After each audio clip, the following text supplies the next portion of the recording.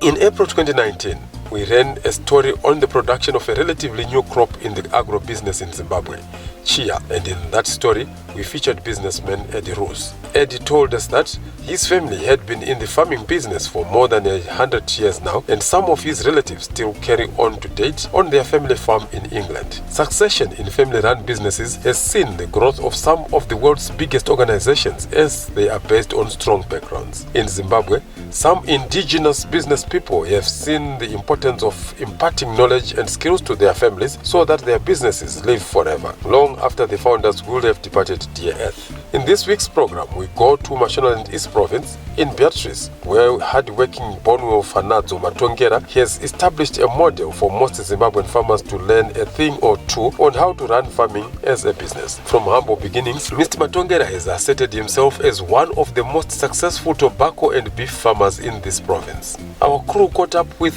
this cheerful tobacco farmer to find out how it all came about and how his family has embraced their business. To start with, I trained as an agriculturist for 3 years in Kwekwe. Then after that, I worked for what do you call this, agricultural extension in Chipinge. Then after that, I went into private sector in Norton. Then after that, I worked for a certain guy in Harare South here for 18 years as a farm manager. Pendanga ndichisenzera wa muwarungu ipo papa ndakangoona kuti ndikuchiramba ndichisenzera wa mwana ndichati ndoda kutanga zvangu. That's the spirit which ndakagara ndinayo kuti ndoda kuti inini ndoda kuti shuwa ndizochembera nekukura ndane zvinhu zvangu muZimbabwe yakasununguka. Saka ndauya pano nemhuri yangu takauya kuZTA iko kutobva tapiwa chii tsamba dzekuenda kumabhengi tisapotwe nemabhengi. Ndo matangire takaita pano. Ndakatanga kurima panapa ndakaritanga kurima 15 hectares. Bhengi rakandibvumira mari yekuti ndirime 15 hectares. But nekuenda kwenguva kusvika pari zvino ndakurima 50-60 hectares. Zvendiri kuona muupenyu hwangu ndine experience yekurima. Zvendine experience yekurima ndiri kusiyirawo wana wangu nevazukuru vangu zvese. Wari kuona zvendiri kuita. Handifungi kuti vanozotadza kuzoita kana vavega kana vakuita sese. Saka experience yangu ndakatoiwanawo kubva kuvarungu. But I grasped it. Handina kungoona ndichibva ndangoti mhino taitonyora manotsi. Murungu ndaishandireni aita kuti kana usina notebook I'm not going to talk to you. And it happened. Everything chaitika pazuva. Do you have a notebook? No, come on, go and get a notebook. Because mangwana muzukangano, you're not a computer. So everything that I do is in the book. Wana wangu antonditi Mdara is a very tough guy. And anoseka newamu wanuko, but panapa you hardly see his teeth. No, but they are now appreciating it. Good, you have to work hard. You wanna live like a king, you work like a slave. Muchisvika panapa mimi makaona pane madhemu mangani? Ndichiuya panapa Mr. Mafema, ndakasvika pano pasina chinozi dhemu kana pasina. Ndaona inini kuti hapana dhemu. Chiro chinozi murimi. Wanhasi kuti murimi in this era yekushomeka kwemvura worldwide. Pasina irrigation you cannot farm. Ndo zvakandipa shungu. Saka ndakatanga ndawaka kadhamu kadiki kari kudhuze nekumba. Ndeke kuti ndine ng'ombe dzangu dzinomwira imo mumvura pana kuti dzizoshaya kumwa mvura. Then this one manje ramuri kuona iri dam iri ndiro mega dam rekuti ndiri kuakira kuti manje right taakuita irrigation. Chibage chekufidha nyika, fodya, foreign currency for the country, soya bean, cooking oil, wheat, bread for the country. Zvese zvinobva kana uine irrigation. Kana usina irrigation, forget it. So inini, I wish all farmers in this province vasina madamu wakaita passion chido chekuisa kekuti aise kadhamu kekuti aone kudiridza muriwo, aone kudiridza a little bit of something zvinobatsira nyika in the long run. Ende kanine vision ndiri kuona inini kuvana vangu nevazukuru, whoever anonzi Matongera achabatsirika forever. Hakuna mwana kana muzukuru inini kana ndisisipo achazokumbira chimwe chinhu kumba kwanhingi, because everything is there. Mvura iripo, center pivot iripo, matractor, I've got 6 brand new tractors ziripo, mabanze kukiwa forge state of the art, this there. Mwanozode ndagadzira hwaro vision yendanga ndinayo ndeyekuti ndinoda kuti ndiise dhemu rinozodiridzira. Saka padaikwanisa kuwana magetsi kupi from my center kuBrazil. Saka this is our 3.5 kilometers kubva kune magetsi kumba kuya panapa. Overhead line, I had to take it down. Transformer iri apo, I bought it from South Africa using my own funds. And all this work yese yakaitika pari padhamu panapa. I've got some guys whom I want to salute, and this is for sure, I must tell you this. I've got Mr. Edson Makina, I've got Mr. Crispin Wambe, I've got my brother Percy Matongera, who is the first one in our family. I've got another white guy who is Mr. Conor Lucas, next door farmer. Those guys contributed a lot to the upbringing of this dam. But my most important message to fellow Zimbabweans, our government has done nice, strong strides for Zimbabweans who have got real heart for their country. Develop your country. They say charity begins at home, and we have seen how Mr. Matongera has built his business starting from his own family up to where he is looking at how the national economy can be grown through programs that are run with the nation at heart. We take a short commercial break. When we return, we speak to the farm manager to find out what their secret to success has been.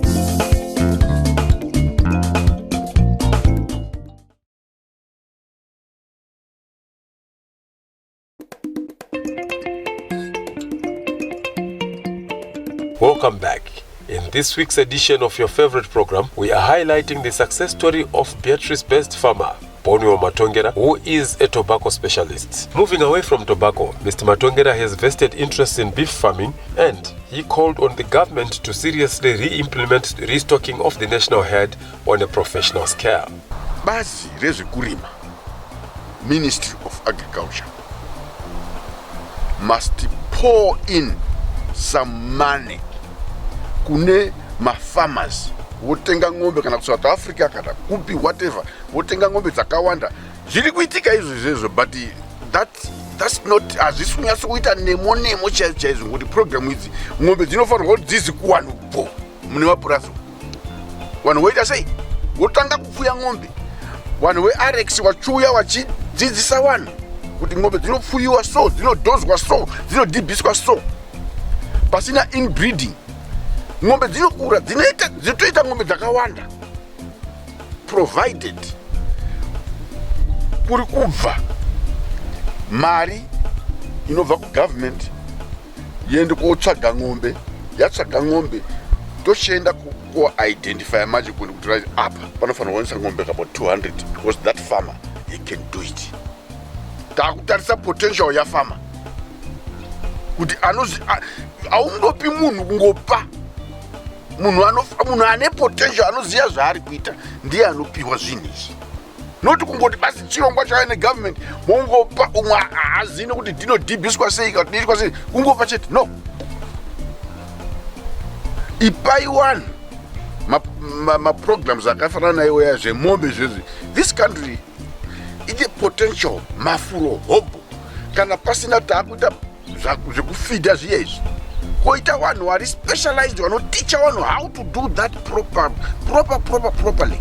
Apa taakutaura zvinhu zvinobata nyika, upfumi hwenyika, the law enforcement agencies ndo padzinofanirwa kuuya ipapo kuti chii chiri kuitika pane izvo zvatakakupa izvi. A follow up iri thara zvamuri kutaura zvematractor nemadhiziri takazviona kusvika so munhu achitora madhiramu 3 achienda nawo kutaundi. Mafertilizer isusu vana Matongera totozi hamudi fertilizer tototora. Chido chenda kutaurirai kudhara kuti unoda kuitei and who is following who, kuti aone kuti mafertilizer ndakapa uyu kana tractor ndakapa iwe iri kusenza sei. Mombe dzetapuwa ndapuwa ng'ombe 5 pana Matongera wapuwa ng'ombe 5. There must be a follow up kuti mombe dzetakakupa idzo dziya idzi dziri papi, dzangani, uri kudzishengeta sei. There's a lot of personnel yakatrainwa muno vanhu vakafunda strict, but commitment chido chenda kutaurirai kuti who is who on the land. Tinashe Matongera is the farm manager, and growing up at the farm has made him a very valuable asset in the tobacco farming sector, with many of his neighbors learning a few tricks from this genius from time to time. Tinashe shared with us his experiences starting from the agricultural college. Kushana na baba wangu se manager wao se munhu akadzidza zvinhu zvacho. Ivo vanenge vari overseer wangu ndo mukuru wepano. Saka tinowirirana nezvekuita mabhazi maoperations zvese tichishandisawo ruzivo rwangu rwandinawo ndine backup yababa. Tikangoti kudzidza uchiona nemaziso unogona kuona unge zvinhu zviri easy kuita, but kana wadzidza unenge wakuziva nezvemukati mechinhu chauri kurima ichochera. Saka zvakawanda zvacho zvisingazikanwe nevanhu kana vachizvirima. Imimi pano papurazi penyu muri kurima fodya yakawanda sei? Go renyu rinowanzokura kusvika papi? Because tinoziva kuti vamwe vanhu vanongorima anorima kana 5 hectares but ona mabhero 3-4 because zvinozikanwa hapana. Imimi go renyu rinenge rakasvika papi muri kurima fodya yakawanda sei? Isusu panapa gore rapera takarima 42 hectares ndo dzati kugredha pari zvino, ende takakwanisa kuburitsa idzo dzinoita 130 tons, zvichireva kuti takakwanisawo kuti pfurei pa 3000 kgs pa 1 hectare. Kana muchireta pakurima go renyu riri papi, riri pasi, riri pa-average or riri above average? Ndingangoti riri above average. Zvinorevei izvi vamatongera kana muri kurima zviri above average kwamuri as a farmer nekunyika? Above average kwandiri ndinosara nemwe mari yekuti ndinokwanisa kudevelopawo zvinhu zvepapurazi senge kutenga matractor, kutenga machinery yese yandoda, then nendine surplus yanenda sara nayo sandokwanisa kuishandisa. You as a farm manager, take me through the process yekurimwa kwefodya. Izvo zvitiri papi? Because ndoziva kuti by now makutotanga kuita mapreparations kuti muzoita gohwo rakanaka tinenge tasvika papi? Pari zvino first of all tiri kupedzisa season yedu yelast year yanhanikira museason inoyi tiri pagrading yetobacco, kugredha nekudhinda mabhero anoenda kuHarare pakutengesa ifodya yegore rapera. At the same time tine seedbed yedu yatakadyara musi wa1 June ndo yeirrigation ichadyara musi wa1 September.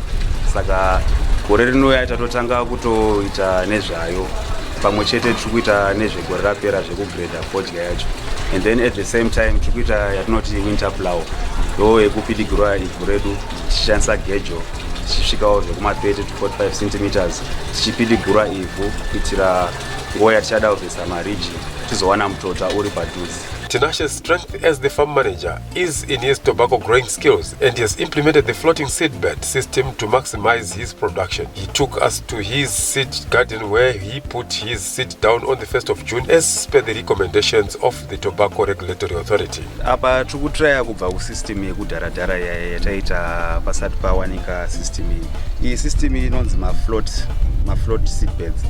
Mafloat aya anogara pamusoro pemvura senge zvamamuchiona apa, and then haudiridze pese pese. Instead yokuti uri kudiridza pasi pataisa kudhara yataiti conventional system yekuisa mbeu paivhu. Apa patinongoisa matrays umu iri 1 pa every box, yese yotumbuka yakadaro yobva yabuda. Ngangoti museedbed munomu ndine closer supervision because zvinhu zvangu zvakaiswa panzvimbo idiki yekuti ndokwanisa kutenderera kwese ndichinyasoona kuti zvakamira sei. And then another advantage nde pamvura apa. As you can see, mvura iri mubedroom inoramba iringori ipapo. Hauna need yekuramba uchidiridza every day senge zvinoitwa nesystem yekudhara. Ko zvirwere and stuff? Zvirwere munomu zviri more controlled kupfuura muivhu mweme, because muivhu munowanika zvipukanana zvakasiyana zvinoaffectawo tobacco kuti isaite zvakanaka. Saka apapa tinongoshandisa yatinoti pine bark material yatinoisa mumaburi umu, then mbeu yacho yobva yagadzikwa pamusoro yobva yatotumbuka yakadaro. Zvinoitika mubhedha 1 wamuri kuona panapa unenge wakatakura 17,000 maplants, but pa 1 hectare petobacco panopinda 15,000. Saka pa 17 apa tiri kuitira kuti tiwane mamwe maspares ekuitira dzimwe dzikasabuda nedzimwe dzicharwara nedzimwe dzinofa, tizokaviridza nedzimwe 2,000 dzedziya kuti 17,000 dzedu dzatinowana pa 1 hectare dzikwane. Right, munomu takadyara mbeu iyi musi wa1 June, uriwe ndo first day rinogumira kutanga kudyara mbeu yefodya muno muZimbabwe. 1 June iyoyo tanga taprepare about 3 weeks before that, then tobva tatanga kuisa mbeu yedu. Panapa tine 50 mabeds atakaisa musi wa1 June. Saka iyayo ndo irrigation. Tichazoisa dryland tikangoti fambe pachinguva chinotera kuitira fodya yatichazorima iye mvura yemudenga isiri yeirrigation. The hard work that the Matongeras have put in place is certainly beginning to pay off. Not only have they grown their cattle herd from a mere 5 to the current 200, but they have also built state-of-the-art curing barns, added more storage facilities at the farm, bought machinery that also includes 6 tractors, a 15-ton lorry, a center pivot, and above all, they have built a dam that has the capacity to hold more than 500 megaliters of water. They have erected a 3-kilometer power line to this dam, and this will enable the business to carry out crop production all year round, with such crops as wheat, maize, soybeans, tobacco now being targeted. When maize and soybeans are produced, the chicken rearing arm will also come back into effect, as it had been put on hold owing to the scarcity of feed that is currently gripping the country as a result of the erratic rains received in the past seasons. We take another short commercial breather. Please stay tuned in for more.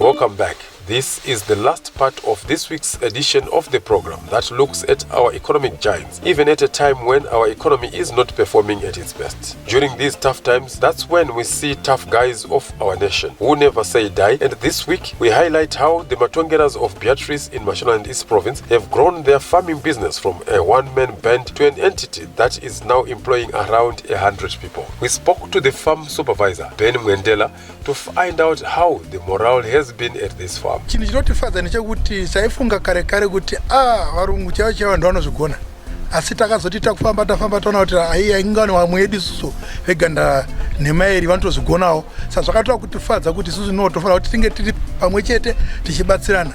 Aya mabhera kutoenda kuharara kwenotori loti yakutoti loti inamba ya 3 yati kuti tiendesa, takaendesa kaviri akake chitatu aka tichiendesa, but foja still tichingori nayo. Ndikuona kuti zvinhu zvakanaka chose nenyaya yekuti basa redu kana muchiona vanhu vachifarira kushanda pano kura kuti vari kubatwa zvakanaka nemunhu womutema akafanana naivo pano. Kana makona midzanga yakudzoka pamusika apa yakutengeswa ya midzanga, imi munonzwa sei muchiziva kuti ndini ndakamirira fodya kubva kari ka seed kusvika kaiti ka seedling kusvika kagoendeswa kutransplant kusvika igonotemwa igogredwa, munonzwa sei? Ngoma nditsanangurire zvinobva pasi pemwoyo wenyu kana maona fodya. Tichinge taona fodya yakubva kwainenge yaenda kunogadzirwa kuya midzanga yekuputa iyi, ndinoona tichikomborerwa zvikuru nenyaya yekuti tichiona kuti isusu basa ratiri kubata harisi basa remanyepo aiwa, ibasa rechokwadi nekuti dai chachiri chinje chemanyepo, otherwise fodya yaingadai chingonzi ndiye manga-manga, asi tikuona kuti ikanga yaenda ichizoyamidzanga kuita kuti basa rese kufamba zvakanaka.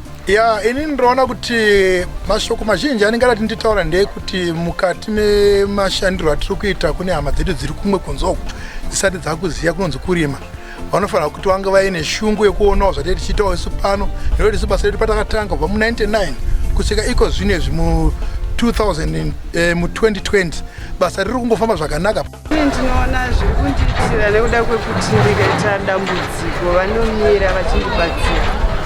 Mhuri dzenyu dziri kudya dzichiguta here nemashandiro amuna? Mhuri dzangu dzinodya dzichiguta, maschool fees vanotipa tichibhadhara. Ko pekugara tinogara paruseva. Inini ndinobata pakasiyana-siyana ndiri panapa, asi kunyanya ndinonyanyoshandira muyadhi yemurungu. Ndinoshandira muyadhi yemurungu ndakamira sagarden boy, ndinorima muriwo mugadheni nekugadzirawo muyadhi kuti muwe munoonekerawo kuti vangu kunosvikawo vainzwa zvinenge zvichionekera. Kana uchiti unorima miriwo haitengwi kumbari here? Ko panapa sei muchirima miriwo? Tinourima nekuti unotibatsira isusu sevashandi, kusanganisira vashandi vese vari panapa.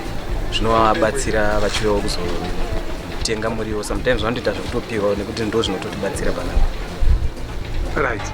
Iwewe wazvionawo sei kuti nguva ino yekuti mabasa ari kunetsa kunzoko iwewe wapindawo basa pano?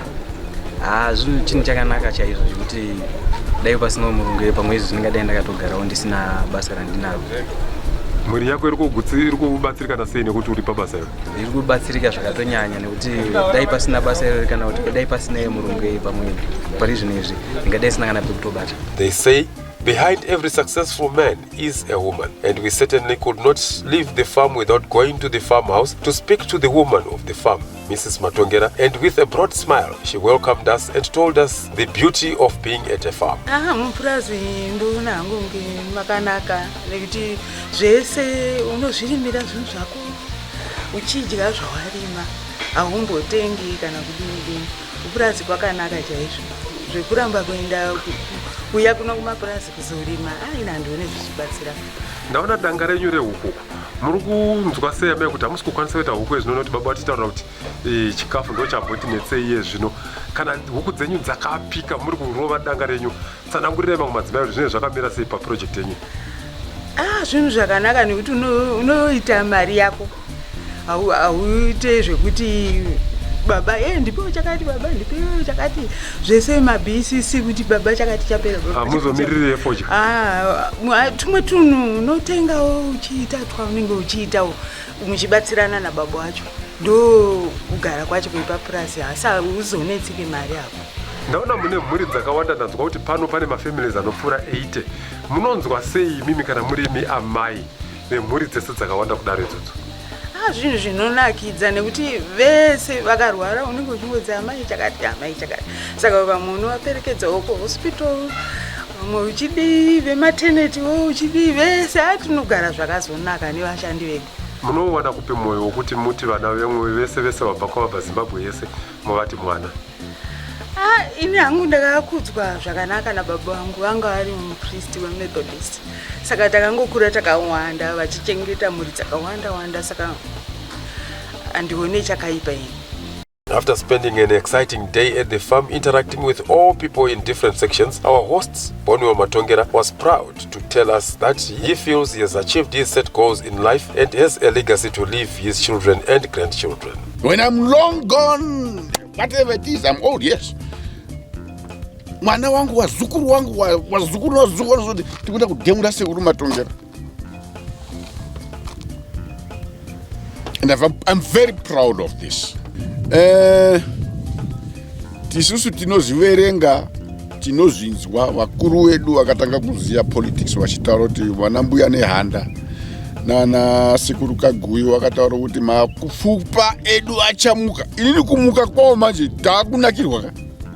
Ndo kumuka kwemapfupa acho is no longer zvekuti zviya izvi pachine hudzvanyiriro hwekuzi chakati nyika tinayo ndedu. Let's utilize it. Let's work hard on it. Many Zimbabweans feel that the grass is greener across the valley and opt to leave this country for the diaspora. But the Matongeras have been the proof of the pudding that is in the eating, showing us that one can easily become a millionaire if they are committed to the business they would have chosen, and in turn help revive the economy of their motherland. We have come to the end of this week's informative program. Until next time, pleasant viewing.